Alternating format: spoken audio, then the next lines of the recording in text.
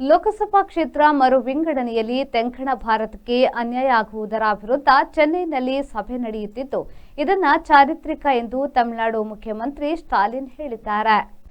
ಕರ್ನಾಟಕ ಕೂಡ ಸ್ಟಾಲಿನ್ರ ಹೋರಾಟವನ್ನು ಬೆಂಬಲಿಸಿದ್ದು, ಉಪಮುಖ್ಯಮಂತ್ರಿ ಡಿಕೆ ಶಿವಕುಮಾರ್ ಅವರು ಈ ಸಮಾಲೋಚನಾ ಸಭೆಯಲ್ಲಿ ರಾಜ್ಯವನ್ನು ಪ್ರತಿನಿಧಿಸಿದರು. ಬಿಜೆಪಿ ಪಕ್ಷ ಮಾತ್ರ ಇದನ್ನು ವಿರೋಧಿಸಿದೆ. ಬಿಜೆಪಿಯ ಮಿತ್ರ ಪಕ್ಷಗಳು ಕೂಡ ಸ್ಟಾಲಿನ್ರ ಹೋರಾಟಕ್ಕೆ ಬೆಂಬಲ ನೀಡಿದ್ದಾರೆ. ಆದರೆ ರಾಜಕೀಯ ಕಾರಣದಿಂದ ಕೆಲವರು ಅಂತರ ಕಾದುಕೊಂಡಿದ್ದಾರೆ. ಈ ರಾಜ್ಯಗಳಿಗೂ ನ್ಯಾಯಬದ್ಧ ಪ್ರಾತಿನಿಧ್ಯ ಸಿಗಬೇಕಾದರೆ ನಾವು ಒಗ್ಗೂಡಿ ಹೋರಾಡಬೇಕು ಎಂದು ಇತರ ರಾಜ್ಯಗಳ ಪ್ರತಿನಿಧಿಗಳನ್ನು ಸ್ವಾಗತಿಸುತ್ತಾ ಸ್ಟಾಲಿನ್ ಅವರು ಹೇಳಿದರು.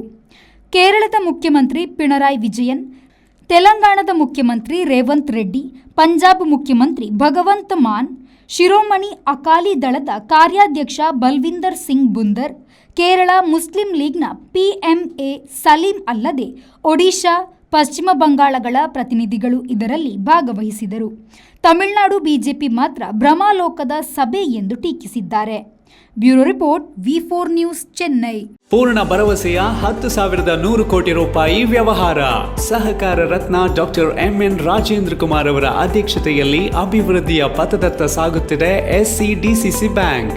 19 ಬಾರಿ ರಾಜ್ಯ ಅಪೆಕ್ಸ್ ಬ್ಯಾಂಕ್ ಪ್ರಶಸ್ತಿ, 18 ಬಾರಿ ನಬಾರ್ಡ್ ಪ್ರಶಸ್ತಿ ಪಡೆದ ರಾಜ್ಯದ ಬ್ಯಾಂಕ್. SCDCC ಬ್ಯಾಂಕ್ ಜನೋಪಯೋಗಿ ಸಾಲ ಯೋಜನೆಗಳು, ಕೃಷಿ, ಹೈನುಗಾರಿಕೆ, ವ್ಯಾಪಾರ ಉದ್ದೇಶಗಳಿಗೆ ಸಾಲ, ಸ್ವಸಹಾಯ ಗುಂಪುಗಳಿಗೆ ವೇತನಾಧಾರಿತ ಸಾಲ, ಕೈಗಾರಿಕೆ ಮತ್ತು ಸೇವಾ ಘಟಕ ವಾಸ್ತವ್ಯದ ಮನೆ ಸಾಲ ಸೌಲಭ್ಯ, ಚಿನ್ನಾಭರಣ, ಈಡಿನ ಸಾಲ, ವಾಹನ ಸಾಲ, ಶಿಕ್ಷಣ ಸಾಲ, ಆಕರ್ಷಕ ಬಡ್ಡಿ ದರದಲ್ಲಿ ತಕ್ಷಣ ಸಾಲ ಮಂಜೂರು.